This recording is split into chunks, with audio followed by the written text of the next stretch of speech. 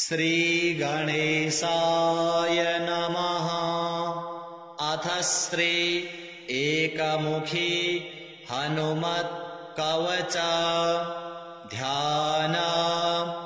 मनोजवम् मारुततुल्यवेगम् जितेन्द्रियम् बुद्धिमताम् वरिष्ठम् वातात्मजम् वानरयूथमुख्यम् श्रीरामदूतम् शरणम् प्रपद्ये।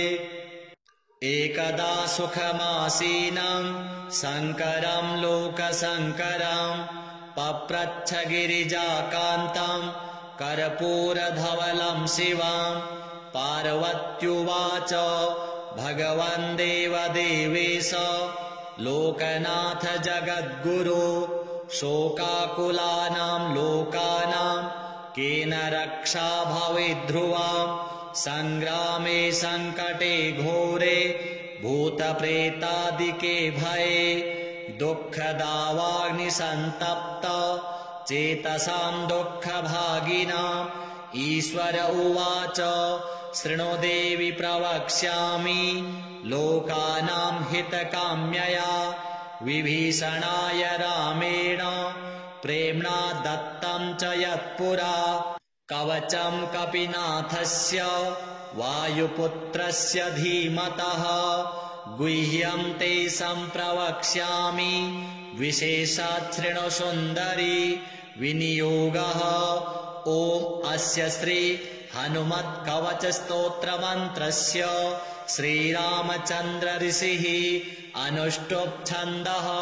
श्रीमहावीरो हनुमान् देवता मारुतात्मज इति बीजम्।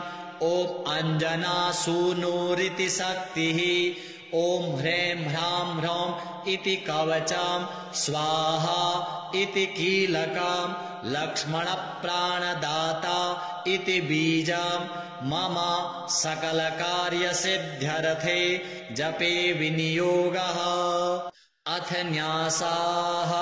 ॐ ह्रां अङ्गुष्ठाभ्याम् नमः। ॐ ह्रीं तर्जनीभ्याम् नमः।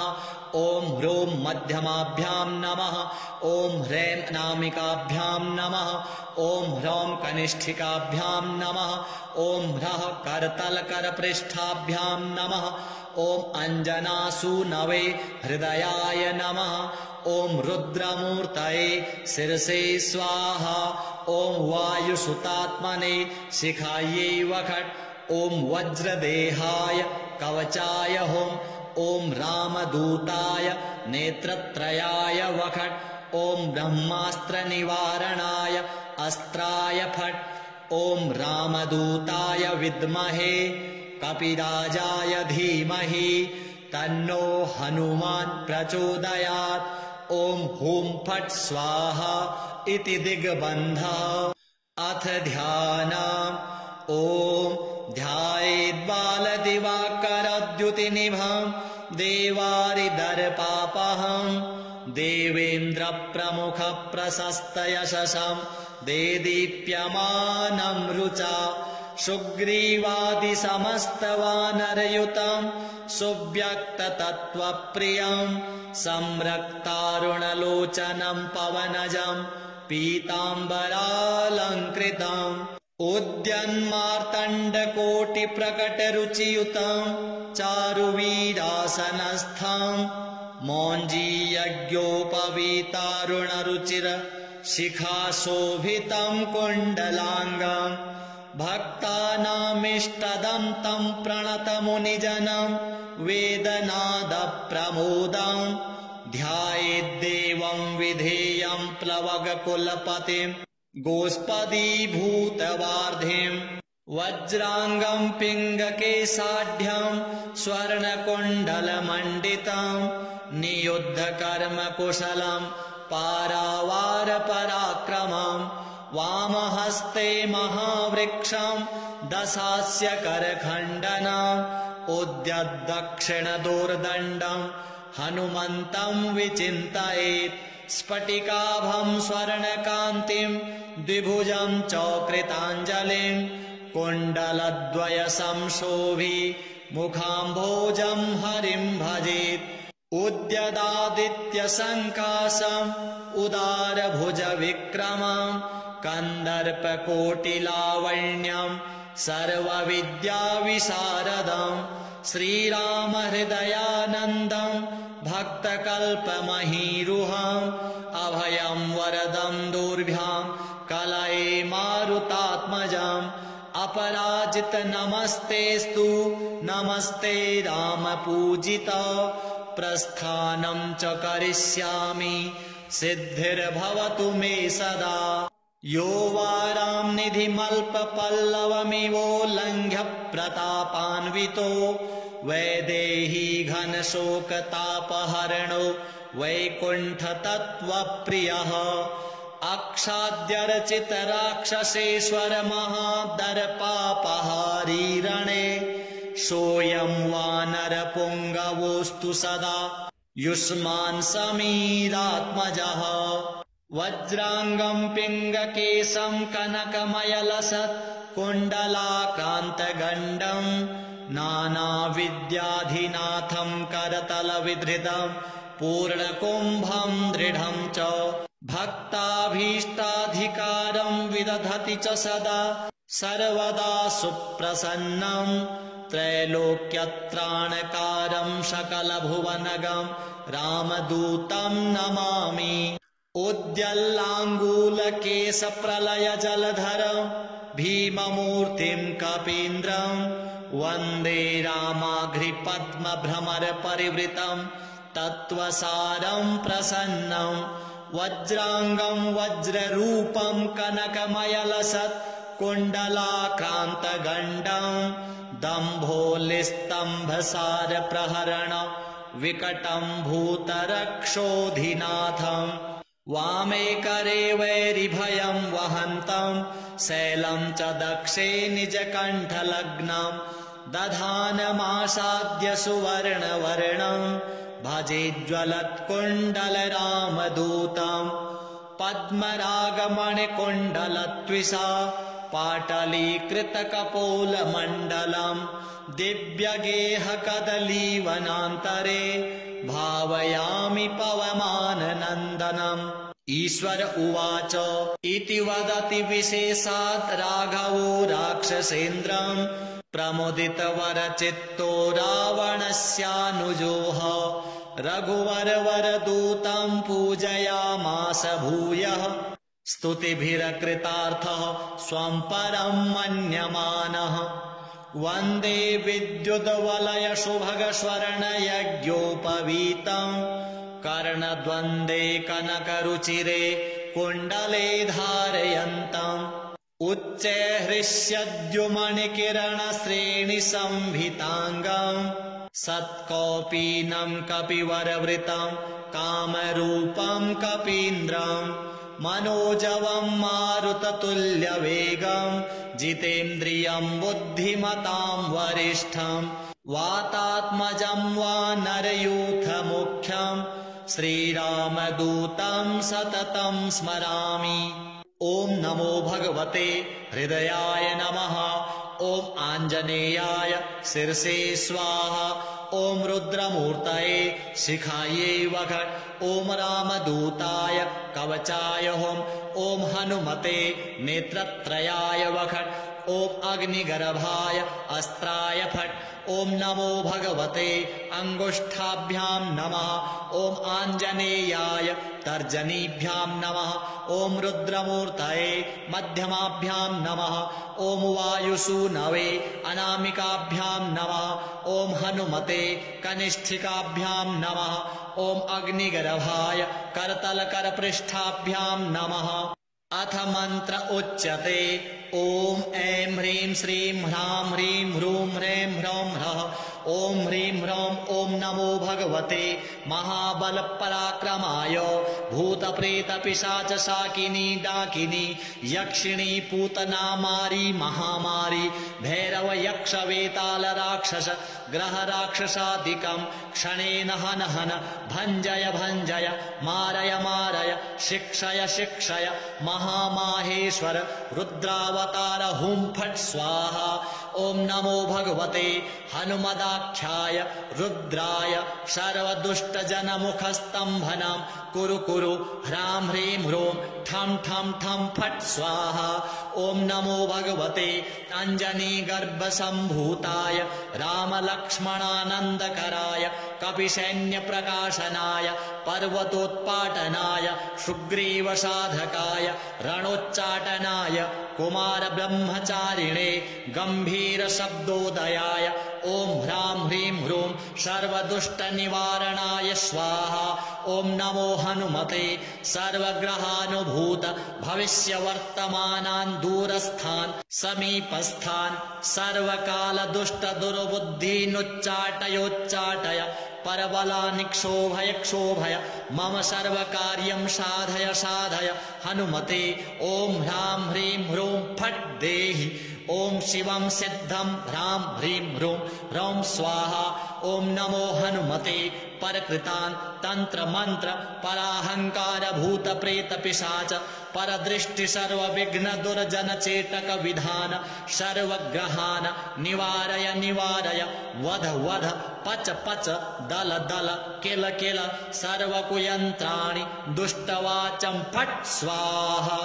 ॐ नमो हनुमते पाहि पाहि एहि एहि एहि सर्वग्रहभूतानां साकिनी डाकिनीनां विषं दुष्टानां सर्वविषयान् आकर्षय आकर्षय मर्दय मर्दय भेदय भेदय मृत्युमुत्पाटयोत्पाटय शोषय शोषय ज्वल ज्वल प्रज्वल प्रज्वल भूतमण्डलं प्रेतमण्डलं पिशाचमण्डलं निराशय निराशय भूतज्वर प्रेतज्वर चातुर्थिक ज्वर विषम ज्वर माहेश्वर ज्वरान् छिन्धि छिन्धि भिन्धि भिन्धि अक्षिशूल वक्षशूल शरोभ्यन्तरशूल गुल्मशूल पित्तशूल ब्रह्मराक्षसकुल परकुल नागकुल विषं नाशय नाशय निर्विषं कुरु कुरु फट् स्वाहा। ॐ ह्रीं सर्वदुष्टग्रहान् निवारय फट् स्वाहा। ॐ नमो हनुमते पवनपुत्राय वैश्वानरमुखाय हन हन पापदृष्टिं षड्दृष्टिं हन हन हनुमदाज्ञया स्फुर स्फुर फट् स्वाहा। श्रीराम उवाच हनुमान् पूर्वतः पातु दक्षिणे पवनात्मजः प्रतीच्यां पातु रक्षोघ्नः उत्तरस्यामब्धिपारगः उदीच्यामूर्ध्वगः पातु केसरी प्रियनन्दनः अधश्च विष्णुभक्तस्तु पातु मध्ये च पावनिः अवान्तरदिशः पातु सीताशोकविनाशनः लङ्काविदाहकः पातु सर्वापद्भ्यो निरन्तरं सुग्रीवसचिवः पातु मस्तकं वायुनन्दनः भालं पातु महावीरो भ्रुवो मध्ये निरन्तरं नेत्रे छायापहारी च पातु न प्लवगेश्वरः कपोलकर्णमूले तु पातु श्रीरामकिङ्करः नासाग्रे अञ्जनासूनुर्वक्त्रं पातु हरीश्वरः वाचं रुद्रप्रियः पातु जिह्वां पिङ्गललोचनः पातु दन्तान् फाल्गुनेष्टश्चिबुकं दैत्यप्राणहृत् ओष्ठं रामप्रियः पातु चिबुकं दैत्यकोटिहृत् पातु कण्ठं च दैत्यारिः स्कन्धौ पातु सुरार्चितः भुजौ पातु महातेजः करौ तु चरणायुधः नखान्नखायुधः पातु कुक्षिं पातु कपीश्वरः वक्षो मुद्रापहारी च पातु पार्श्वे भुजायुधः लङ्काविभञ्जनः पातु पृष्ठदेशे निरन्तरम् नाभिं च रामदूतस्तु कटिं पात्वनिलात्मजः गुह्यं पातु महाप्राज्ञः सृक्किणी च शिवप्रियः उरु च जानुनी पातु लङ्काप्रासादभञ्जनः जङ्घे पातु महाबाहुर्गुल्फौ पातु महाबलः अचलोद्धारकः पातु पादौ भास्करसन्निभः पादान्ते सर्वसत्त्वाढ्य पातु पादाङ्गुलिस्तथा सर्वाङ्गानि महावीरः पातु रोमाणि चात्मवान् हनुमत्कवचं यस्तु पठेद्विद्वान् विचक्षणः स एव पुरुषश्रेष्ठो भक्तिं मुक्तिं च विन्दति त्रिकालमेककालं वा पठेन्मासत्रयं सदा सर्वान् रिपून् क्षणे जित्वा सपुत्रान् श्रियमाप्नुयात् मध्यरात्रे जले स्थित्वा 7 वारं पठेद्यदि क्षयापस्मारकुष्ठादि तापत्रय निवारणम् आर्किवारे स्वत्थमूले स्थित्वा पठति यः पुमान् अचलां श्रियमाप्नोति संग्रामे विजयी भवेत् यः करेद्धारयेत् नित्यं स पुमान् श्रियमाप्नुयात् विवाहे दिव्यकाले च द्यूते राजकुले रणे भूतप्रेतमहादुर्गे रणे सागर संप्लवे 10 वारं पठेद्रात्रौ मिताहारी जितेन्द्रियः विजयं लभते लोके मानवेषु नराधिपः सिंहव्याघ्रभये चाग्नौ सरशस्त्रास्त्रयातने शृङ्खलाबन्धने चैव कारागृहनियन्त्रणे कायस्तम्भे वह्निदाहे गात्ररोगे च दारुणे शोके महारणे चैव ब्रह्मग्रहविनाशने सर्वदा तु पठेन्नित्यं जयमाप्नोत्यसंशयम् भूर्जे वा वसने रक्ते क्षौमे वा तालपत्रके त्रिगन्धेनाथवा मस्या लिखित्वा धारयेन्नरः 5-7 लोहैर्वा गोपितं कवचं शुभं गले कट्यां बाहुमूले वा कण्ठे शिरसि धारितं सर्वान् कामान् वाप्नोति सत्यं श्रीरामभासितम् उल्लङ्घ्य सिन्धो सलिलं सलीलं यः शोकवह्निं जनकात्मजायाः आदाय तेनैव ददाह लङ्कां नमामि तं प्राञ्जलिराञ्जनेयम् ॐ हनुमान् अञ्जनासूनुर्वायुपुत्रो महाबलः श्रीरामेष्टः फाल्गुनसखः पिङ्गाक्षो मितविक्रमः उदधिक्रमणश्चैव सीताशोकविनाशनः लक्ष्मणप्राणदाता च दशग्रीवस्य दर्पः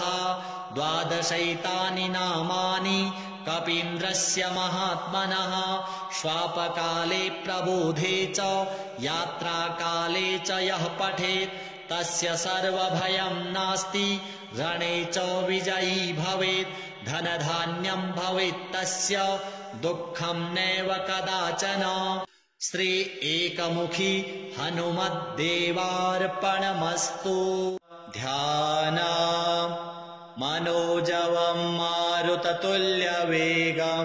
जितेन्द्रियं बुद्धिमतां वरिष्ठं वातात्मजं वानरयूथमुख्यं श्रीरामदूतं शरणं प्रपद्ये एकदा सुखमासीनं शङ्करं लोकशङ्करं पप्रच्छ गिरिजाकान्तं कर्पूरधवलं शिवं पार्वत्युवाच भगवन् देवदेवेश लोकनाथ जगद्गुरो शोकाकुलानां लोकानां केन रक्षा भवेद्ध्रुवां संग्रामे संकटे घोरे भूतप्रेतादिके भये दुःखदावाग्निसन्तप्त चेतसां दुःखभागिनाम् ईश्वर उवाच शृणु देवि प्रवक्ष्यामि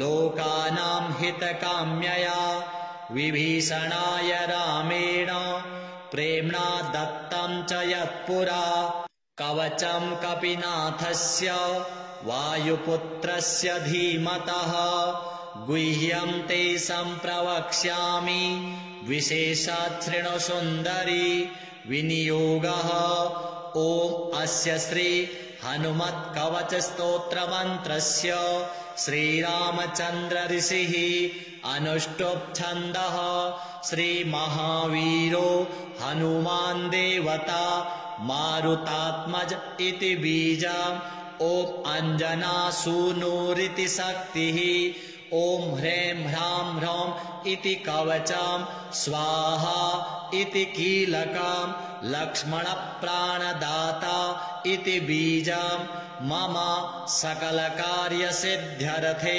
जपे विनियोगः अथ न्यासाः ॐ ह्रां अङ्गुष्ठाभ्यां नमः ॐ ह्रीं तर्जनीभ्यां नमः ॐ ह्रूं मध्यमाभ्यां नमः ॐ ह्रीं अनामिकाभ्यां नमः ॐ ह्रौं कनिष्ठिकाभ्यां नमः ॐ ह्रः करतलकरपृष्ठाभ्यां नमः ॐ अञ्जनासूनवे हृदयाय नमः ॐ रुद्रमूर्तये शिरसे स्वाहा ॐ वायुसुतात्मने शिखायै वखट् ॐ वज्रदेहाय कवचाय हुम् ॐ रामदूताय नेत्रत्रयाय वखट् ॐ ब्रह्मास्त्रनिवारणाय अस्त्राय फट् ॐ रामदूताय विद्महे कपिराजाय धीमहि तन्नो हनुमान् प्रचोदयात् ॐ हुं फट् स्वाहा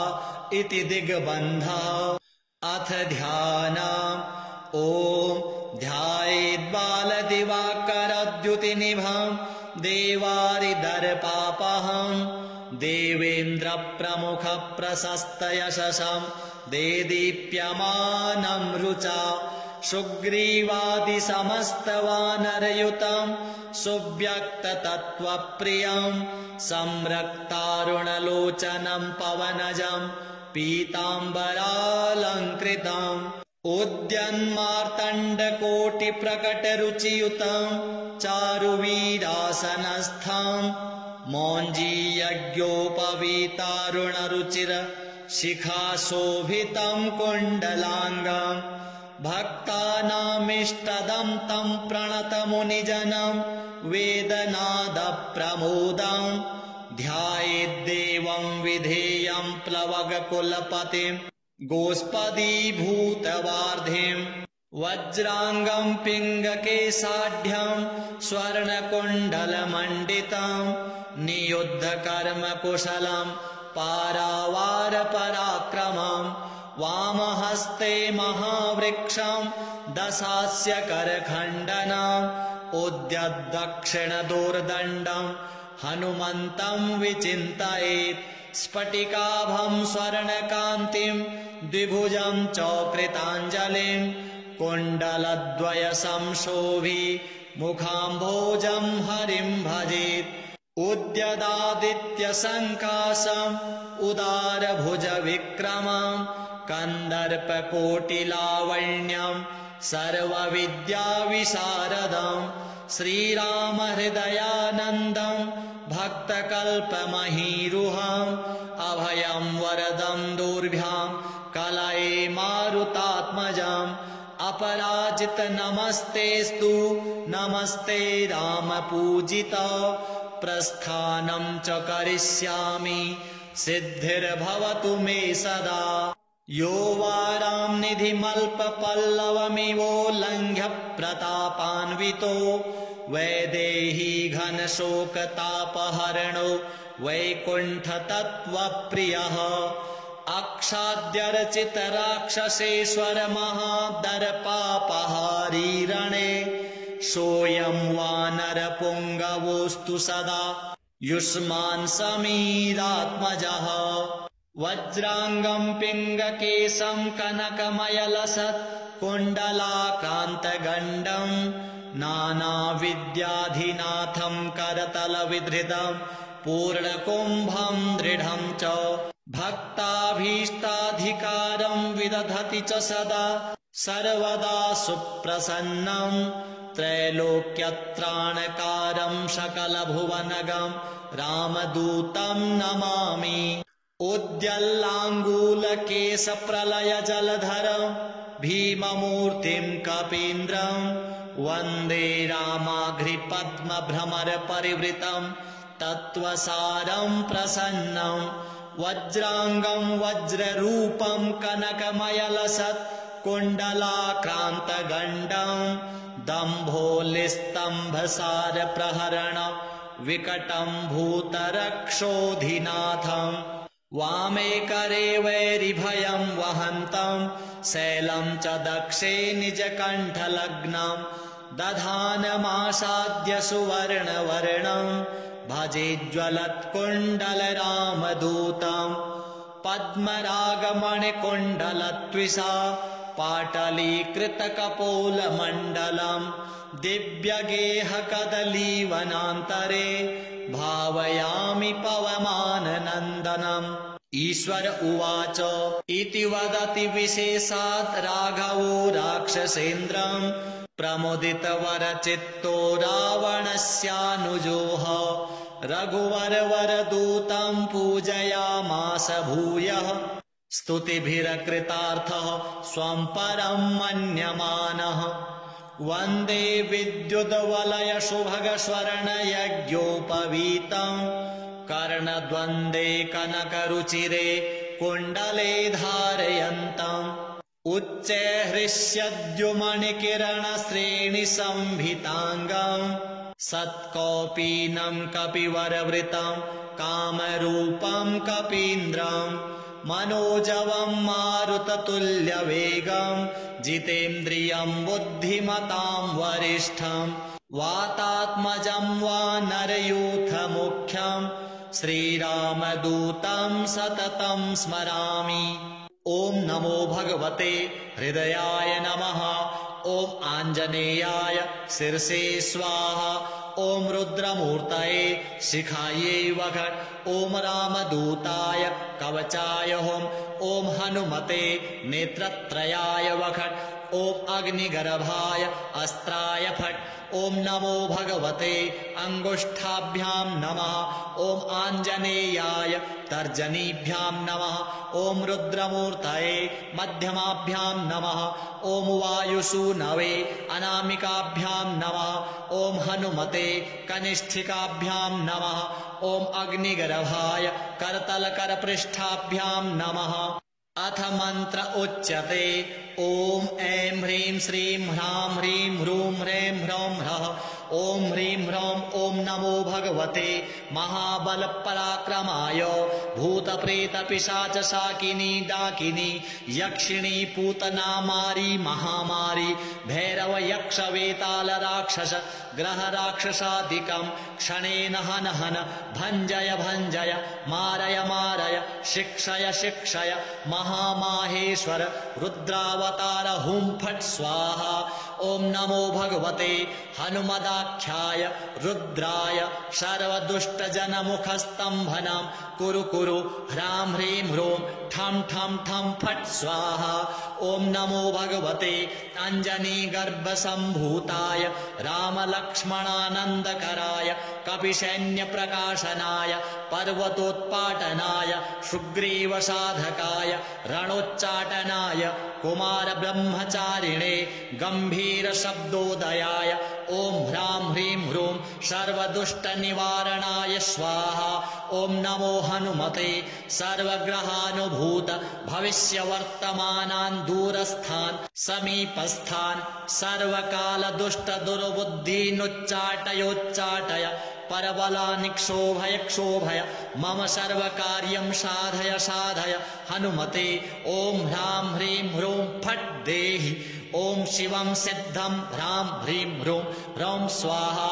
ॐ नमो हनुमते परकृतान् तंत्र मंत्र पराहंकार भूत प्रेत पिशाच परदृष्टि सर्वविघ्न दुर्जन चेटक विधान सर्वग्रहान निवारय निवारय वध वध पच पच दल दल किल किल सर्वकुयंत्राणि दुष्टवाचं फट् स्वाहा। ॐ नमो हनुमते पाहि पाहि एहि एहि एहि सर्वग्रहभूतानां साकिनी डाकिनीनां विषं दुष्टानां सर्वविषयान् आकर्षय आकर्षय मर्दय मर्दय भेदय भेदय मृत्युमुत्पाटयोत्पाटय शोषय शोषय ज्वल ज्वल प्रज्वल प्रज्वल भूतमण्डलं प्रेतमण्डलं पिशाचमण्डलं निराशय निराशय भूतज्वर प्रेतज्वर चातुर्थिक ज्वर विषम ज्वर माहेश्वर ज्वरान् छिन्धि छिन्धि भिन्धि भिन्धि अक्षिशूल वक्षशूल शरोभ्यन्तरशूल गुल्मशूल पित्तशूल ब्रह्म राक्षस कुल परकुल नागकुल विषम नाशय नाशय निर्विषम कुरु कुरु फट् स्वाहा। ओम ह्रीं सर्वदुष्टग्रहान् निवारय फट् स्वाहा। ओम नमो हनुमते पवनपुत्राय वैश्वानरमुखाय हन हन पापदृष्टिं षड्दृष्टिं हन हन हनुमदाज्ञया स्फुर स्फुर फट् स्वाहा। श्रीराम उवाच हनुमान् पूर्वतः पातु दक्षिणे पवनात्मजः प्रतीच्यां पातु रक्षोघ्नः उत्तरस्यामब्धिपारगः उदीच्यामूर्ध्वगः पातु केसरी प्रियनन्दनः अधश्च विष्णुभक्तस्तु पातु मध्ये च पावनिः अवान्तरदिशः पातु सीताशोकविनाशनः लङ्काविदाहकः पातु सर्वापद्भ्यो निरन्तरं सुग्रीवसचिवः पातु मस्तकं वायुनन्दनः भालं पातु महावीरो भ्रुवो मध्ये निरन्तरं नेत्रे छायापहारी च पातु न प्लवगेश्वरः कपोलकर्णमूले तु पातु श्रीरामकिङ्करः नासाग्रे अञ्जनासूनुर्वक्त्रं पातु हरीश्वरः वाचं रुद्रप्रियः पातु जिह्वां पिङ्गललोचनः पातु दन्तान् फाल्गुनेष्टश्चिबुकं दैत्यप्राणहृत् ओष्ठं रामप्रियः पातु चिबुकं दैत्यकोटिहृत् पातु कण्ठं च दैत्यारि स्कन्धौ पातु सुरार्चितः भुजौ पातु महातेजः करौ तु चरणायुधः नखान्नखायुधः पातु कुक्षिं पातु कपीश्वरः वक्षो मुद्रापहारी च पातु पार्श्वे भुजायुधः लङ्काविभञ्जनः पातु पृष्ठदेशे निरन्तरम् नाभिं च रामदूतस्तु कटिं पात्वनिलात्मजः गुह्यं पातु महाप्राज्ञः सृक्किणी च शिवप्रियः उरु च जानुनी पातु लङ्काप्रासादभञ्जनः जङ्घे पातु महाबाहुर्गुल्फौ पातु महाबलः अचलोद्धारकः पातु पादौ भास्करसन्निभः पादान्ते सर्वसत्त्वाढ्यः पातु पादाङ्गुलिस्तथा सर्वाङ्गानि महावीरः पातु रोमाणि चात्मवान् हनुमत्कवचं यस्तु पठेद्विद्वान् विचक्षणः स एव पुरुषश्रेष्ठो भक्तिं मुक्तिं च विन्दति त्रिकालमेककालं वा पठेन्मासत्रयं सदा सर्वान् रिपून् क्षणे जित्वा स्वपुत्रान् श्रियमाप्नुयात् मध्यरात्रे जले स्थित्वा 7 वारं पठेद्यदि क्षयापस्मारकुष्ठादि तापत्रय निवारणम् आर्किवारे स्वत्थमूले स्थित्वा पठति यः पुमान् अचलां श्रियमाप्नोति संग्रामे विजयी भवेत् यः करेद्धारयेत् नित्यं स पुमान् श्रियमाप्नुयात् विवाहे दिव्यकाले च द्यूते राजकुले रणे भूतप्रेतमहादुर्गे रणे सागर संप्लवे 10 वारं पठेद्रात्रौ मिताहारी जितेन्द्रियः विजयं लभते लोके मानवेषु नराधिपः सिंहव्याघ्रभये चाग्नौ सरशस्त्रास्त्रयातने शृङ्खलाबन्धने चैव कारागृहनियन्त्रणे कायस्तम्भे वह्निदाहे गात्ररोगे च दारुणे शोके महारणे चैव ब्रह्मग्रहविनाशने सर्वदा तु पठेन्नित्यं जयमाप्नोत्यसंशयम् भूर्जे वा वसने रक्ते क्षौमे वा तालपत्रके त्रिगन्धेनाथवामस्या लिखित्वा धारयेन्नरः पञ्चसप्ततिलोहैर्वा गोपितं कवचं शुभं गले कट्यां बाहुमूले वा कण्ठे शिरसि धारितं सर्वान् कामान् वाप्नोति सत्यं श्रीरामभासितम् उल्लङ्घ्य सिन्धो सलिलं सलीलं यः शोकवहनिं जनकात्मजायाः आदाय तेनैव ददाह लङ्कां नमामि तं प्राञ्जलिराञ्जनेयम् ॐ हनुमान् अञ्जनासूनुर्वायुपुत्रो महाबलः श्रीरामेष्टः फाल्गुनसखः पिङ्गाक्षो मितविक्रमः उदधिक्रमणश्चैव सीताशोकविनाशनः लक्ष्मणप्राणदाता च दशग्रीवस्य दर्पः द्वादशैतानि नामानि कपीन्द्रस्य महात्मनः श्वापकाले प्रबोधे च यात्राकाले च यः पठेत् तस्य सर्वभयं नास्ति रणे च विजयी भवेत् धनधान्यं भवेत् तस्य दुःखं नैव कदाचन श्री एकमुखी हनुमद्देवार्पणमस्तु ध्यानम् मनोजवं मारुततुल्यवेगं जितेन्द्रियं बुद्धिमतां वरिष्ठं वातात्मजं वानरयूथमुख्यं श्रीरामदूतं शरणं प्रपद्ये एकदा सुखमासीनं शङ्करं लोकशङ्करं पप्रच्छ गिरिजाकान्तं कर्पूरधवलं शिवं पार्वत्युवाच भगवन् देवदेवेश लोकनाथ जगद्गुरो शोकाकुलानां लोकानां केन रक्षा भवेद्ध्रुवा सङ्ग्रामे सङ्कटे घोरे भूतप्रेतादिके भये दुःखदावाग्निसन्तप्त चेतसां दुःखभागिनाम् ईश्वर उवाच शृणु देवि प्रवक्ष्यामि लोकानां हितकाम्यया विभीषणाय रामेण प्रेम्णा दत्तं च यत्पुरा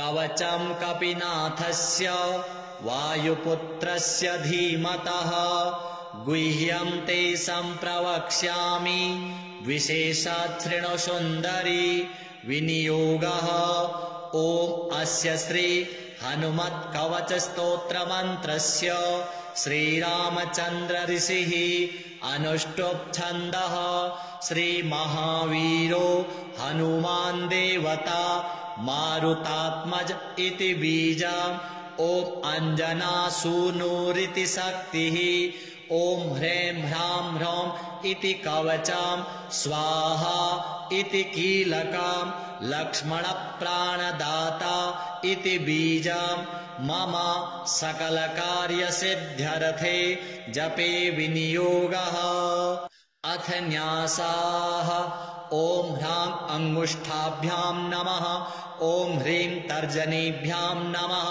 ॐ ह्रूं मध्यमाभ्यां नमः ॐ ह्रैं अनामिकाभ्यां नमः ॐ ह्रौं कनिष्ठिकाभ्यां नमः ॐ ह्रः करतलकरपृष्ठाभ्यां नमः ॐ अञ्जनासूनवे हृदयाय नमः ॐ रुद्रमूर्तये शिरसे स्वाहा ॐ वायुसुतात्मने शिखायै वखट् ॐ वज्रदेहाय कवचाय हुम् ॐ रामदूताय नेत्रत्रयाय वखट् ॐ ब्रह्मास्त्रनिवारणाय अस्त्राय फट् ॐ रामदूताय विद्महे कपिराजाय धीमहि तन्नो हनुमान् प्रचोदयात् ॐ हुं फट् स्वाहा इति दिग्बन्धः अथ ध्यानम् ॐ ध्यायेद्बालदिवाकरद्युतिनिभं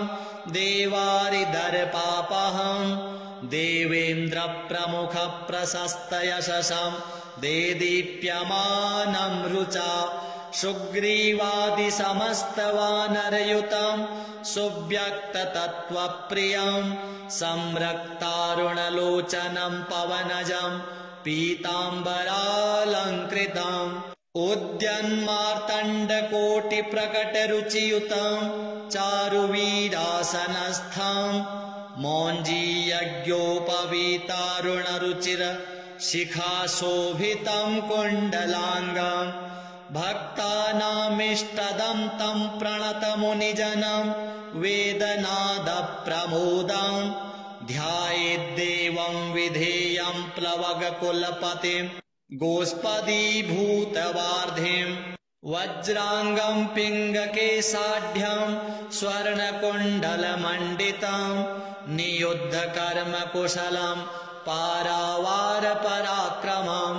वामहस्ते महावृक्षं दशास्य करखण्डनम् उद्यद्दक्षिणदोर्दण्डं हनुमन्तं विचिन्तयेत् स्फटिकाभं स्वर्णकान्तिं द्विभुजं च कृताञ्जलिं कुण्डलद्वयसंशोभि मुखाम्भोजं हरिं भजेत् उद्यदादित्यसङ्काशम् उदारभुजविक्रमं कन्दर्पकोटिलावण्यं सर्वविद्याविशारदं श्रीरामहृदयानन्दं भक्तकल्पमहीरुहम् अभयं वरदं दुर्भ्यां कलये मारुतात्मजम् अपराजित नमस्तेस्तु नमस्ते रामपूजित प्रस्थानं च करिष्यामि सिद्धिर्भवतु मे सदा यो वारां निधिमल्पपल्लवमिवोल्लङ्घ्य प्रतापान्वितो वैदेही घनशोकतापहरणो वैकुण्ठतत्त्वप्रियः अक्षाद्यर्चितराक्षसेश्वर महादर्पापहारी रणे सोऽयं वानरपुङ्गवोऽस्तु सदा युष्मान् समीरात्मजः वज्राङ्गं पिङ्गकेशं कनकमयलसत् कुण्डलाक्रान्तगण्डं नानाविद्याधिनाथं करतलविधृतं पूर्णकुम्भं दृढं च भक्ताभीष्टाधिकारं विदधति च सदा सर्वदा सुप्रसन्नं त्रैलोक्यत्राणकारं सकलभुवनगं रामदूतं नमामि उद्यल्लाङ्गूलकेशप्रलयजलधरं भीममूर्तिं कपीन्द्रं वन्दे रामाघ्रिपद्मभ्रमरपरिवृतं तत्त्वसारं प्रसन्नं वज्राङ्गं वज्ररूपं कनकमयलसत् कुण्डलाक्रान्तगण्डं दम्भोलिस्तम्भसारप्रहरण विकटं भूतरक्षोधिनाथं वामे करे वैरिभयं वहन्तं शैलं च दक्षे निजकण्ठलग्नं दधानमासाद्य सुवर्णवर्णं भजेज्ज्वलत्कुण्डलरामदूतं पद्मरागमणिकुण्डलत्विषा पाटलीकृतकपोलमण्डलं दिव्यगेहकदलीवनान्तरे भावयामि पवमाननन्दनम् ईश्वर उवाच इति वदति विशेषात् राघवो राक्षसेन्द्रं प्रमुदितवरचित्तो रावणस्यानुजोः रघुवरवरदूतं पूजयामास भूयः स्तुतिभिरकृतार्थः स्वं परं मन्यमानः वन्दे विद्युद्वलयशुभगस्वर्णयज्ञोपवीतं कर्णद्वन्द्वे कनकरुचिरे कुण्डले धारयन्तम् उच्चैःहृष्यद्युमणिकिरणश्रेणिसंभिताङ्गं सत्कौपीनं कपिवरवृतं कामरूपं कपीन्द्रं मनोजवं मारुततुल्यवेगं जितेन्द्रियं बुद्धिमतां वरिष्ठं वातात्मजं वानरयूथमुख्यं श्रीरामदूतं सततं स्मरामि।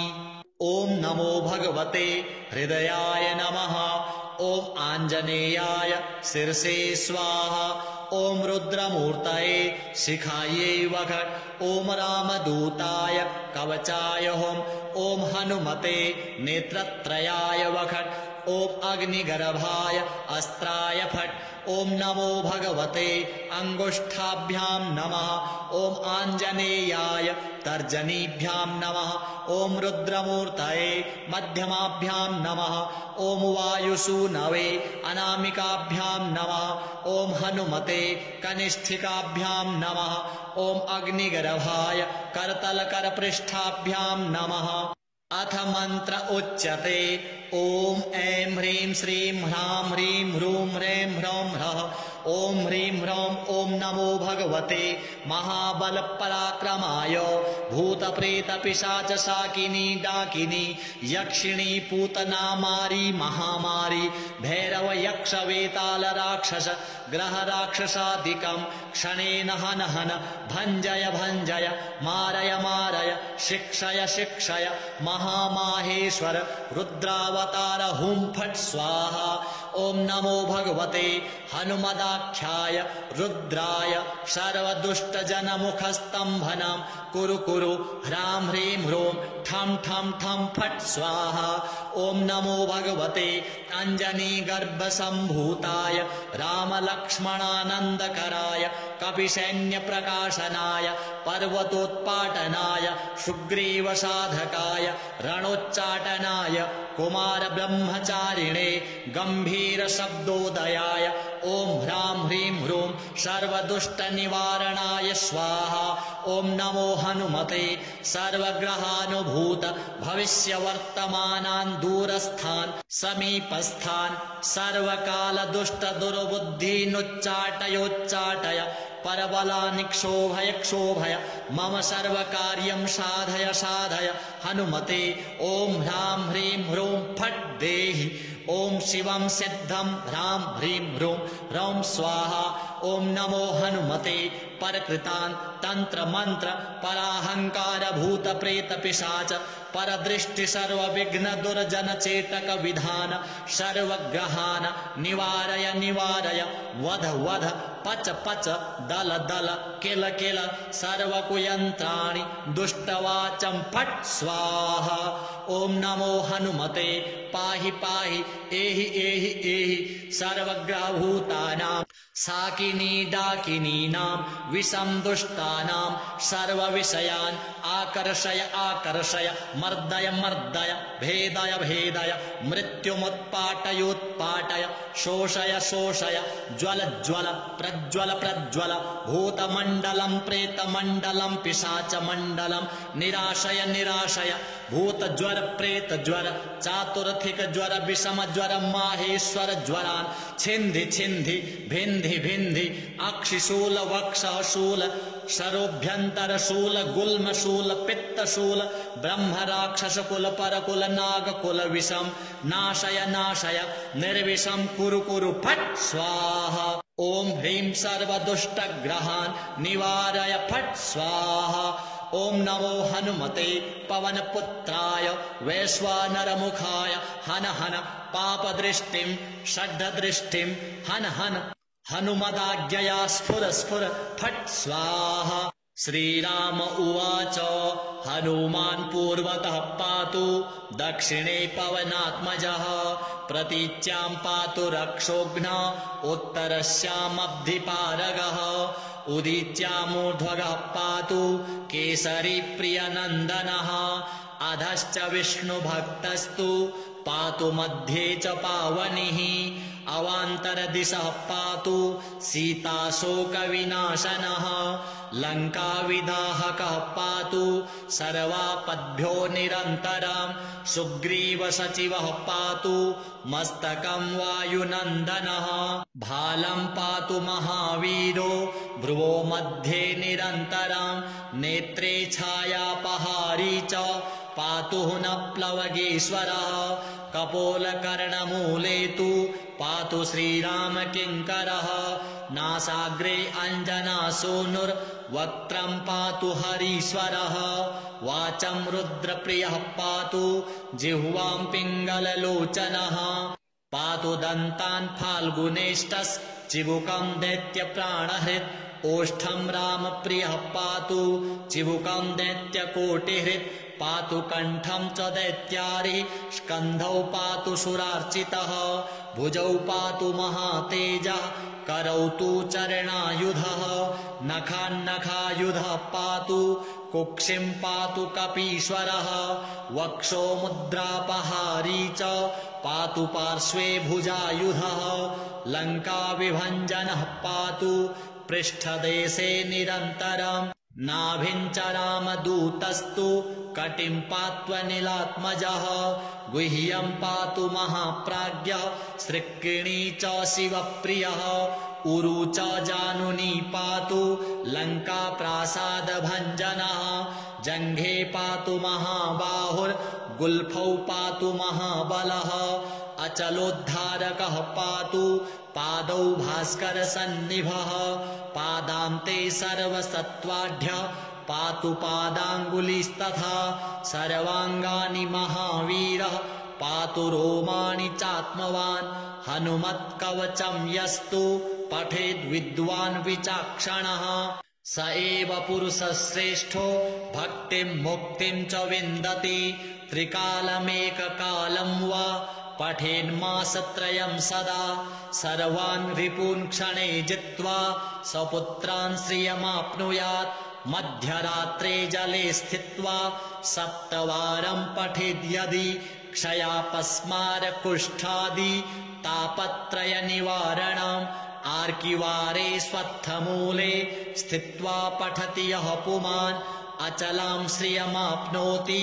सङ्ग्रामे विजयी भवेत् यः करेद्धारये नित्यम् स पुमान् श्रियमाप्नुयात् विवाहे दिव्यकाले च द्यूते राजकुले रणे भूतप्रेतमहादुर्गे त्रणे सागर संप्लवे 10 वारं पठेद्रात्रौ मिताहारी जितेन्द्रियः विजयं लभते लोके मानवेषु नराधिपः सिंहव्याघ्रभये चाग्नौ सरशस्त्रास्त्रयातने शृङ्खलाबन्धने चैव काराग्रहनियन्त्रणे कायस्तम्भे वहनिदाहे गात्ररोगे च दारुणे शोके महारणे चैव ब्रह्मग्रहविनाशने सर्वदा तु पठेन्नित्यम् जयमाप्नोत्यसंशयम् भूर्जे वा वसने रक्ते क्षौमे वा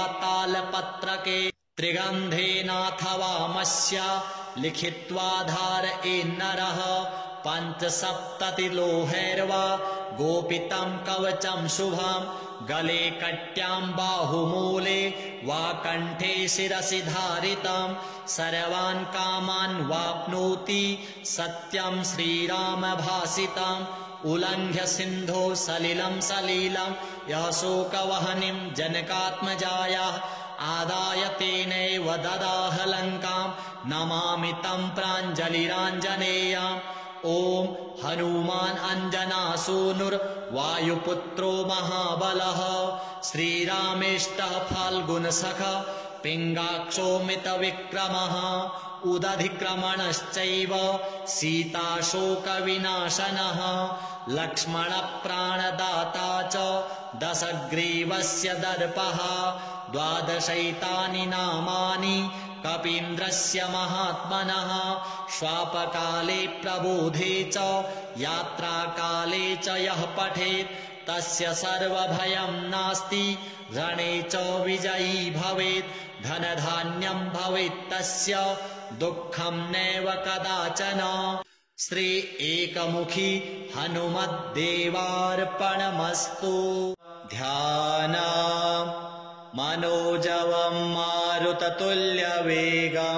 जितेन्द्रियं बुद्धिमतां वरिष्ठं वातात्मजं वानरयूथमुख्यं श्रीरामदूतं शरणं प्रपद्ये एकदा सुखमासीनं शङ्करं लोकशङ्करं पप्रच्छ गिरिजाकान्तं कर्पूरधवलं शिवं पार्वत्युवाच भगवन् देवदेवेश लोकनाथ जगद्गुरो शोकाकुलानां लोकानां केन रक्षा भवेद्ध्रुवां संग्रामे संकटे घोरे भूतप्रेतादिके भये दुःखदावाग्निसन्तप्त चेतसां दुःखभागिनाम् ईश्वर उवाच शृणु देवि प्रवक्ष्यामि लोकानां हितकाम्यया विभीषणाय रामेण प्रेम्णा दत्तं च यत्पुरा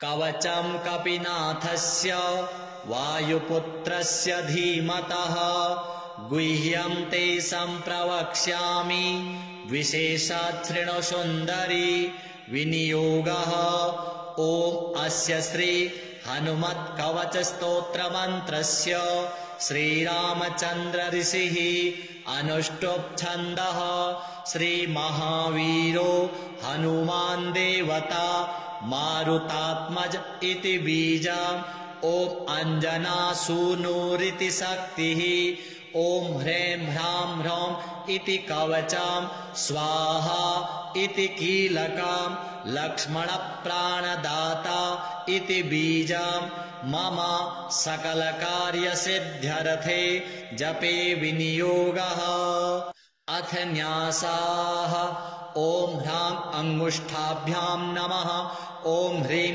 तर्जनीभ्यां नमः ॐ ह्रूं मध्यमाभ्यां नमः ॐ ह्रीं अनामिकाभ्यां नमः ॐ ह्रौं कनिष्ठिकाभ्यां नमः ॐ ह्रः करतलकरपृष्ठाभ्यां नमः ॐ अञ्जनासूनवे हृदयाय नमः ॐ रुद्रमूर्तये शिरसे स्वाहा ॐ वायुसुतात्मने शिखायै वखट् ॐ वज्रदेहाय कवचाय हुम् ॐ रामदूताय नेत्रत्रयाय वखट् ॐ ब्रह्मास्त्रनिवारणाय अस्त्राय फट् ॐ रामदूताय विद्महे कपिराजाय धीमहि तन्नो हनुमान् प्रचोदयात् ॐ हुं फट् स्वाहा इति दिग्बन्धः अथ ध्यानम् ॐ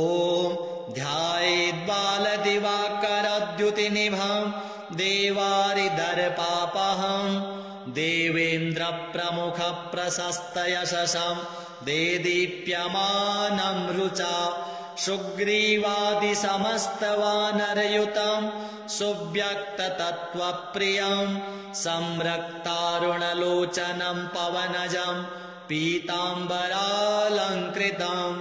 उद्यन्मार्तण्डकोटिप्रकटरुचियुतं चारुवीरासनस्थं मौञ्जीयज्ञोपवीतारुणरुचिर शिखाशोभितं कुण्डलाङ्गं भक्तानामिष्टदं तं प्रणतमुनिजनं वेदनादप्रमोदं ध्यायेद्देवं विधेयं प्लवगकुलपतिं गोष्पदीभूतवार्धिम् वज्राङ्गं पिङ्गकेशाढ्यं स्वर्णकुण्डलमण्डितं नियुद्धकर्मकुशलं पारावारपराक्रमं वामहस्ते महावृक्षं दशास्य करखण्डनम् उद्यद्दक्षिणदोर्दण्डं हनुमन्तं विचिन्तयेत् स्फटिकाभं स्वर्णकान्तिं द्विभुजं च कृताञ्जलिं कुण्डलद्वयसंशोभि मुखाम्भोजं हरिं भजेत् उद्यदादित्यसङ्काशम् उदारभुजविक्रमं कन्दर्पकोटिलावण्यं सर्वविद्याविशारदं श्रीरामहृदयानन्दं भक्तकल्पमहीरुहम् अभयं वरदं दुर्भ्यां कलये मारुतात्मजम् अपराजित नमस्तेस्तु नमस्ते रामपूजित प्रस्थानं च करिष्यामि सिद्धिर्भवतु मे सदा यो वारां निधिमल्पपल्लवमिवोल्लङ्घ्य प्रतापान्वितो वैदेही घनशोकतापहरणो वैकुण्ठतत्त्वप्रियः अक्षाद्यर्चित राक्षसेश्वर महादर्पापहारी रणे सोऽयं वानरपुङ्गवोऽस्तु सदा युष्मान् समीरात्मजः वज्राङ्गं पिङ्गकेशं कनकमयलसत् कुण्डलाकान्तगण्डं नानाविद्याधिनाथं करतलविधृतं पूर्णकुम्भं दृढं च भक्ताभीष्टाधिकारं विदधति च सदा सर्वदा सुप्रसन्नं त्रैलोक्यत्राणकारं सकलभुवनगं रामदूतं नमामि उद्यल्लाङ्गूलकेशप्रलयजलधरं भीममूर्तिं कपीन्द्रं वन्दे रामाघ्रिपद्मभ्रमरपरिवृतं तत्त्वसारं प्रसन्नं वज्राङ्गं वज्ररूपं कनकमयलसत् कुण्डलाक्रान्तगण्डं दम्भोलिस्तम्भसारप्रहरण विकटं भूतरक्षोधिनाथं वामे करे वैरिभयं वहन्तं शैलं च दक्षे निजकण्ठलग्नं दधानमासाद्य सुवर्णवर्णं भजेज्ज्वलत्कुण्डलरामदूतं पद्मरागमणिकुण्डलत्विषा पाटलीकृतकपोलमण्डलं दिव्यगेहकदलीवनान्तरे भावयामि पवमाननन्दनम् ईश्वर उवाच इति वदति विशेषात् राघवो राक्षसेन्द्रं प्रमुदितवरचित्तो रावणस्यानुजोः रघुवरवरदूतं पूजयामास भूयः स्तुतिभिरकृतार्थः स्वं परं मन्यमानः वन्दे विद्युद्वलयशुभगस्वर्णयज्ञोपवीतं कर्णद्वन्द्वे कनकरुचिरे कुण्डले धारयन्तम् उच्चैःहृष्यद्युमणिकिरणश्रेणिसंभिताङ्गं सत्कौपीनं कपिवरवृतं कामरूपं कपीन्द्रं मनोजवं मारुततुल्यवेगं जितेन्द्रियं बुद्धिमतां वरिष्ठं वातात्मजं वानरयूथमुख्यं श्रीरामदूतं सततं स्मरामि। ॐ नमो भगवते हृदयाय नमः। ॐ आञ्जनेयाय शिरसे स्वाहा। ॐ रुद्रमूर्तये शिखायै वषट्। ॐ रामदूताय कवचाय हुम्। ॐ हनुमते नेत्रत्रयाय वषट्। ॐ अग्निगर्भाय अस्त्राय फट्। ॐ नमो भगवते अङ्गुष्ठाभ्यां नमः। ॐ आञ्जनेयाय तर्जनीभ्यां नमः। ॐ रुद्रमूर्तये मध्यमाभ्यां नमः। ॐ वायुसूनवे अनामिकाभ्यां नमः। ॐ हनुमते कनिष्ठिकाभ्यां नमः। ॐ अग्निगर्भाय करतलकरपृष्ठाभ्यां नमः। अथ मंत्र उच्यते ॐ ऐं ह्रीं श्रीं ह्रां ह्रीं ह्रूं ह्रैं ह्रौं ह्रः। ॐ ह्रीं ह्रौं ॐ नमो भगवते महाबलपराक्रमाय भूतप्रेतपिशाचशाकिनी डाकिनी यक्षिणी पूतना मारी महामारी भैरव यक्ष वेताल राक्षस ग्रह राक्षसादिकं क्षणेन हन हन भञ्जय भञ्जय मारय मारय शिक्षय शिक्षय महामाहेश्वर रुद्रावतार हुं फट् स्वाहा। ॐ नमो भगवते हनुमदाख्याय रुद्राय सर्वदुष्टजनमुखस्तम्भनं कुरु कुरु ह्रां ह्रीं ह्रूं ठं ठं ठं फट् स्वाहा। ॐ नमो भगवते अञ्जनीगर्भसम्भूताय रामलक्ष्मणानन्दकराय कपिसैन्यप्रकाशनाय पर्वतोत्पाटनाय सुग्रीवसाधकाय रणोच्चाटनाय कुमार ब्रह्मचारिणे गंभीर शब्दोदयाय ओम ह्रां ह्रीं ह्रूं सर्वदुष्ट निवारणाय स्वाहा। ओम नमो हनुमते सर्वग्रहानुभूत भविष्य वर्तमानान् दूरस्थान् समीपस्थान् सर्वकाल दुष्ट दुर्बुद्धीनुच्चाटयोच्चाटय परबलानि क्षोभय क्षोभय मम सर्वकार्यं साधय साधय हनुमते। ओम ह्रां ह्रीं ह्रूं फट् देहि। ओम शिवं सिद्धं ह्रां ह्रीं ह्रूं ह्रौं स्वाहा। ओम नमो हनुमते परकृतान् तंत्र मंत्र पराहंकार भूत प्रेत पिशाच परदृष्टि सर्व विघ्न दुर्जन चेतक विधान सर्वग्रहान् निवारय निवारय वध वध पच पच दल दल किल किल सर्वकुयंत्राणि दुष्टवाचं फट् स्वाहा। ओम नमो हनुमते पाहि पाहि एहि एहि एहि सर्वग्रहभूतानां साकिनी डाकिनीनां विषं दुष्टानां सर्वविषयान् आकर्षय आकर्षय मर्दय मर्दय भेदय भेदय मृत्युमुत्पाटयोत्पाटय शोषय शोषय ज्वल ज्वल प्रज्वल प्रज्वल भूतमण्डलं प्रेतमण्डलं पिशाचमण्डलं निराशय निराशय भूतज्वर प्रेतज्वर चातुर्थिक ज्वर विषम ज्वर माहेश्वर ज्वरान् छिन्धि छिन्धि भिन्धि भिन्धि अक्षिशूल वक्षशूल शरोभ्यन्तरशूल गुल्मशूल पित्तशूल ब्रह्मराक्षसकुल परकुल नागकुल विषं नाशय नाशय निर्विषं कुरु कुरु फट् स्वाहा। ओम ह्रीं सर्वदुष्टग्रहान् निवारय फट् स्वाहा। ओम नमो हनुमते पवनपुत्राय वैश्वानरमुखाय हन हन पापदृष्टिं षड्दृष्टिं हन हन हनुमदाज्ञया स्फुर स्फुर फट् स्वाहा।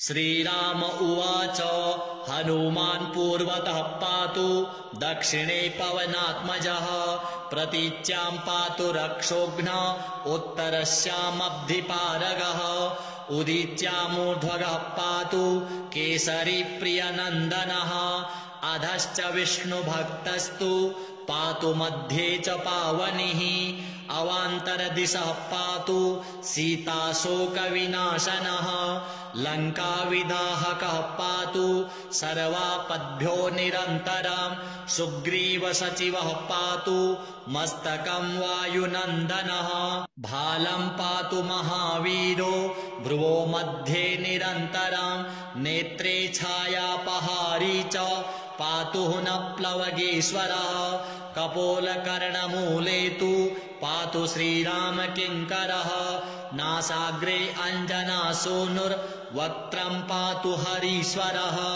वाचं रुद्रप्रियः पातु जिह्वां पिङ्गललोचनः पातु दन्तान् फाल्गुनेष्टश्चिबुकं दैत्यप्राणहृत् ओष्ठं रामप्रियः पातु चिबुकं दैत्यकोटिहृत् पातु कण्ठं च दैत्यारि स्कन्धौ पातु सुरार्चितः भुजौ पातु महातेजः करौ तु चरणायुधः नखान्नखायुधः पातु कुक्षिं पातु कपीश्वरः वक्षो मुद्रापहारी च पातु पार्श्वे भुजायुधः लङ्काविभञ्जनः पातु पृष्ठदेशे निरन्तरम् नाभिं च रामदूतस्तु कटिं पात्वनिलात्मजः गुह्यं पातु महाप्राज्ञः सृक्किणी च शिवप्रियः उरु च जानुनी पातु लङ्काप्रासादभञ्जनः जङ्घे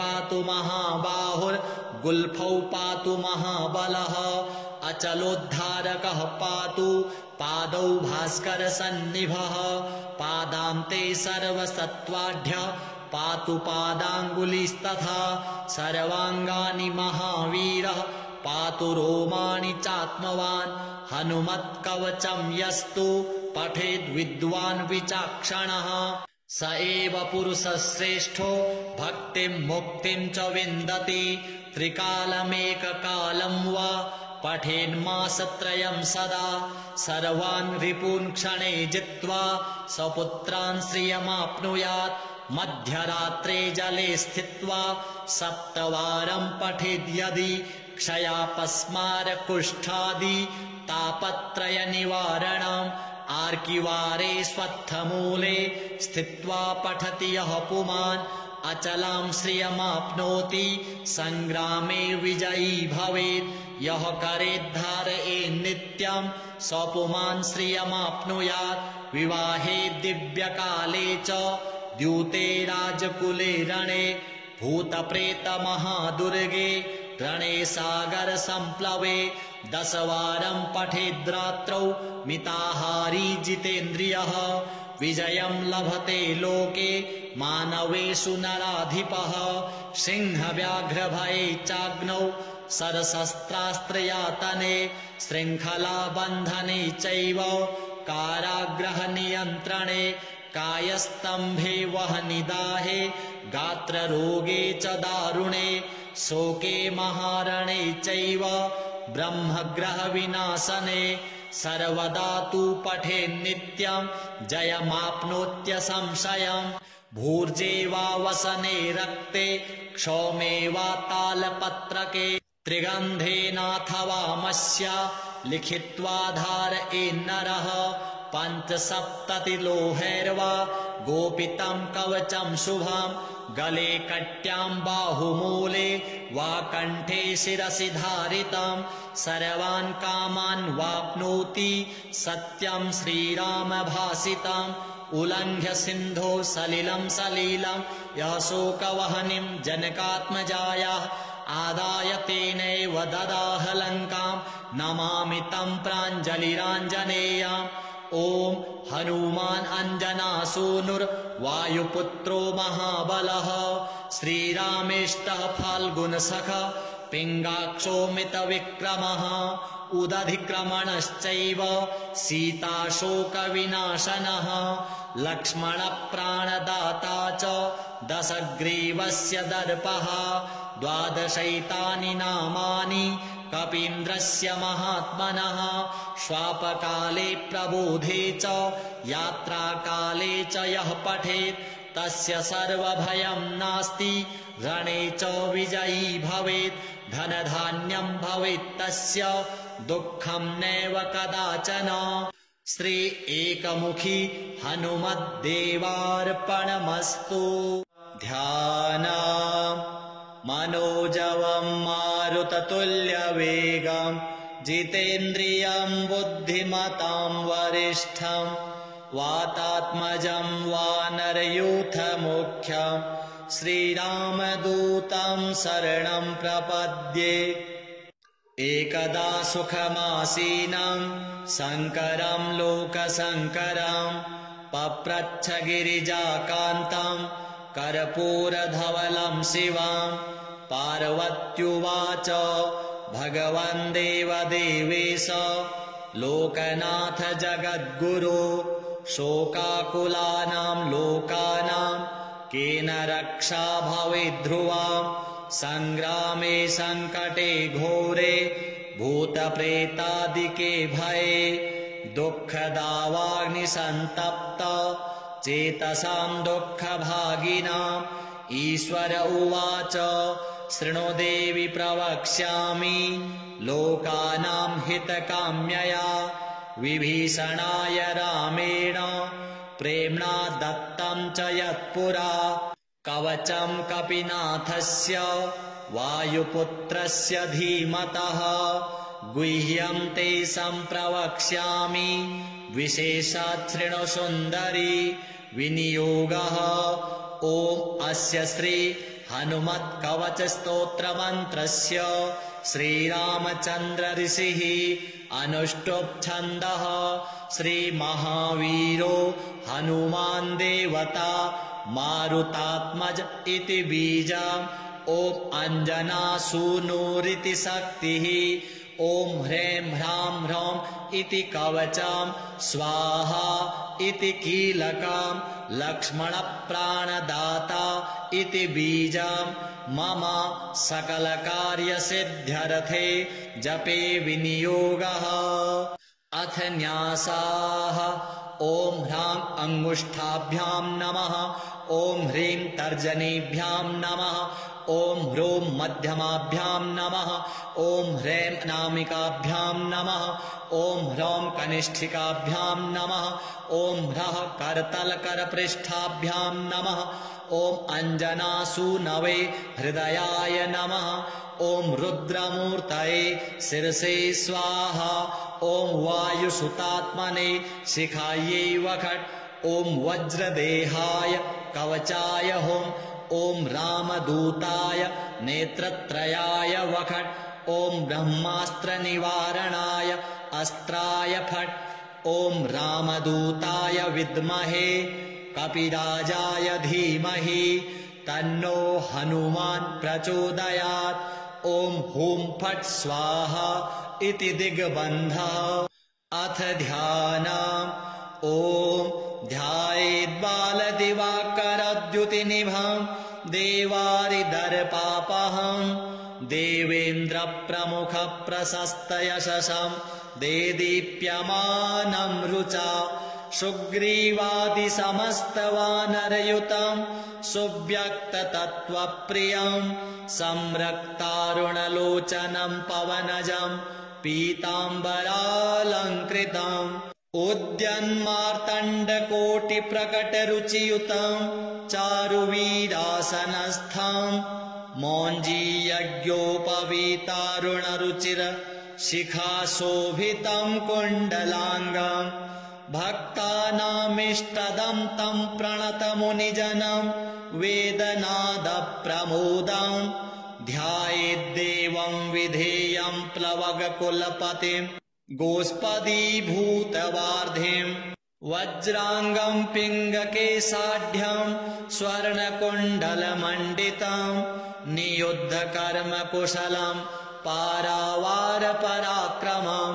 वामहस्ते महावृक्षं दशास्य करखण्डनम् उद्यद्दक्षिणदोर्दण्डं हनुमन्तं विचिन्तयेत् स्फटिकाभं स्वर्णकान्तिं द्विभुजं च कृताञ्जलिं कुण्डलद्वयसंशोभि मुखाम्भोजं हरिं भजेत् उद्यदादित्यसङ्काशम् उदारभुजविक्रमं कन्दर्पकोटिलावण्यं सर्वविद्याविशारदं श्रीरामहृदयानन्दं भक्तकल्पमहीरुहम् अभयं वरदं दुर्भ्यां कलये मारुतात्मजम् अपराजित नमस्तेस्तु नमस्ते रामपूजित प्रस्थानं च करिष्यामि सिद्धिर्भवतु मे सदा यो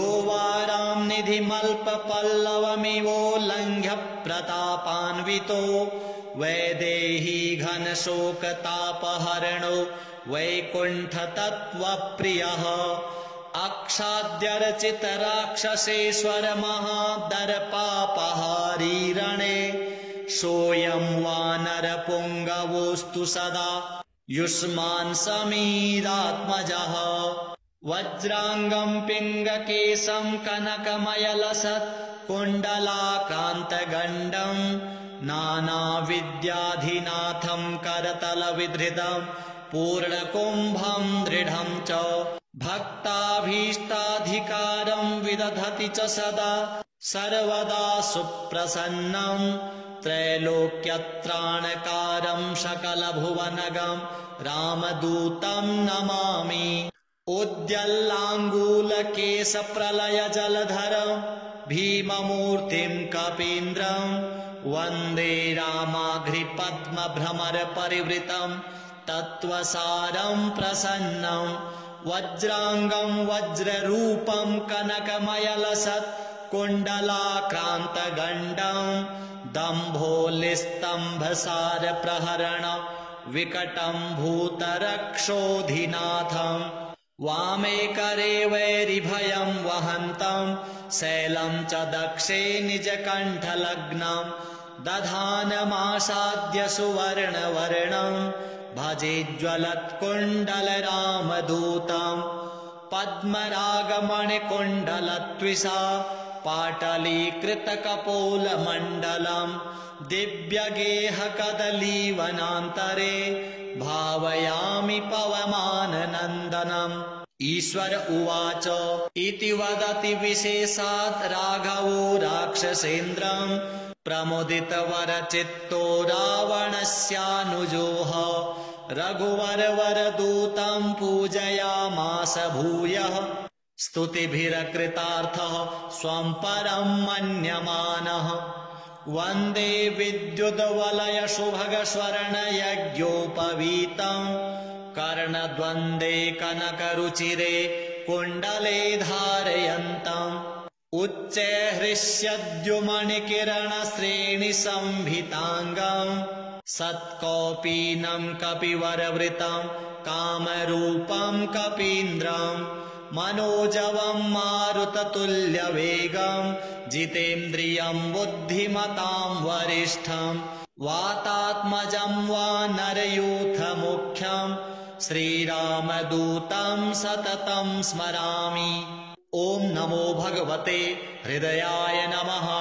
ॐ आञ्जनेयाय शिरसे स्वाहा। ॐ रुद्रमूर्तये शिखायै वषट्। ॐ रामदूताय कवचाय हुम्। ॐ हनुमते नेत्रत्रयाय वषट्। ॐ अग्निगर्भाय अस्त्राय फट्। ॐ नमो भगवते अङ्गुष्ठाभ्यां नमः। ॐ आञ्जनेयाय तर्जनीभ्यां नमः। ॐ रुद्रमूर्तये मध्यमाभ्यां नमः। ॐ वायुसूनवे अनामिकाभ्यां नमः। ॐ हनुमते कनिष्ठिकाभ्यां नमः। ॐ अग्निगर्भाय करतलकरपृष्ठाभ्यां नमः। अथ मंत्र उच्यते ॐ ऐं ह्रीं श्रीं ह्रां ह्रीं ह्रूं ह्रैं ह्रौं ह्रः। ॐ ह्रीं ह्रौं ॐ नमो भगवते महाबलपराक्रमाय भूतप्रेतपिशाचशाकिनी डाकिनी यक्षिणी पूतना मारी महामारी भैरव यक्ष वेताल राक्षस ग्रह राक्षसादिकं क्षणेन हन हन भञ्जय भञ्जय मारय मारय शिक्षय शिक्षय महामाहेश्वर रुद्रावतार हुं फट् स्वाहा। ॐ नमो भगवते हनुमदाख्याय रुद्राय सर्वदुष्टजनमुखस्तम्भनं कुरु कुरु ह्रां ह्रीं ह्रूं ठं ठं ठं फट् स्वाहा। ॐ नमो भगवते अञ्जनीगर्भसम्भूताय रामलक्ष्मणानन्दकराय कपिसैन्यप्रकाशनाय पर्वतोत्पाटनाय सुग्रीवसाधकाय रणोच्चाटनाय कुमारब्रह्मचारिणे गम्भीरशब्दोदयाय ॐ ह्रां ह्रीं ह्रूं सर्वदुष्टनिवारणाय स्वाहा। ॐ नमो हनुमते सर्वग्रहानुभूत भविष्यवर्तमानान् दूरस्थान् समीपस्थान् सर्वकालदुष्टदुर्बुद्धीनुच्चाटयोच्चाटय परबलानिक्षोभय क्षोभय मम सर्वकार्यं साधय साधय हनुमते। ॐ ह्रां ह्रीं ह्रूं फट् देहि। ॐ शिवं सिद्धं ह्रां ह्रीं ह्रूं ह्रौं स्वाहा। ॐ नमो हनुमते परकृतान् तंत्र मंत्र पराहंकार भूत प्रेत पिशाच परदृष्टि सर्वविघ्न दुर्जन चेटक विधान सर्वग्रहान निवारय निवारय वध वध पच पच दल दल किल किल सर्वकुयंत्राणि दुष्टवाचं फट् स्वाहा। ॐ नमो हनुमते पाहि पाहि एहि एहि एहि सर्वग्रहभूतानां साकिनी डाकिनीनां विषं दुष्टानां सर्वविषयान् आकर्षय आकर्षय मर्दय मर्दय भेदय भेदय मृत्युमुत्पाटयोत्पाटय शोषय शोषय ज्वल ज्वल प्रज्वल प्रज्वल भूतमण्डलं प्रेतमण्डलं पिशाचमण्डलं निराशय निराशय भूतज्वर प्रेतज्वर चातुर्थिक ज्वर विषम ज्वर माहेश्वर ज्वरान् छिन्धि छिन्धि भिन्धि भिन्धि अक्षिशूल वक्षशूल शरोभ्यन्तरशूल गुल्मशूल पित्तशूल ब्रह्म राक्षस कुल परकुल नाग कुल विषम नाशय नाशय निर्विषम कुरु कुरु फट् स्वाहा। ॐ ह्रीं सर्वदुष्टग्रहान् निवारय फट् स्वाहा। ॐ नमो हनुमते पवनपुत्राय वैश्वानरमुखाय हन हन पापदृष्टिं षड्दृष्टिं हन हन हनुमदाज्ञया स्फुर स्फुर फट् स्वाहा। श्रीराम उवाच हनुमान् पूर्वतः पातु दक्षिणे पवनात्मजः प्रतीच्यां पातु रक्षोघ्नः उत्तरस्यामब्धिपारगः उदीच्यामूर्ध्वगः पातु केसरी प्रियनन्दनः अधश्च विष्णुभक्तस्तु पातु मध्ये च पावनिः अवान्तरदिशः पातु सीताशोकविनाशनः लङ्काविदाहकः पातु सर्वापद्भ्यो निरन्तरम् सुग्रीवसचिवः पातु मस्तकं वायुनन्दनः भालं पातु महावीरो भ्रुवो मध्ये निरन्तरम् नेत्रे छायापहारी च पातु न प्लवगेश्वरः कपोलकर्णमूले तु पातु श्रीरामकिङ्करः नासाग्रे अञ्जनासूनुर्वक्त्रं पातु हरीश्वरः